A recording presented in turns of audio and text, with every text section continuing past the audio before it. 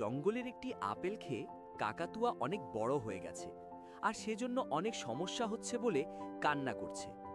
বন্ধু মিন্টু বিড়াল ঠিক করল সে কাকাতুয়াকে আগের মতো করার উপায় খুঁজবেই। রাতে সে গেল জঙ্গলের জ্ঞানী বুড়ো প্যাঁচার কাছে। প্যাঁচা বলল, এই জাদুর আপেল যে খায় তার মন যেমন চায় শরীরও তেমন হয়। কাকাতুয়া বড় হতে চেয়েছিল, তাই বড় হয়েছে। এবার আবার আপেল খেতে হবে, কিন্তু মনে মনে চাইতে হবে যে সে ছোট্ট হতে চায়। পরের দিন কাকাতুয়া সাহস করে জাদুর গাছের নিচে চোখ বন্ধ করে ভাবল, আমি আগের ছোট্ট কাকাতুয়াটাই থাকতে চাই।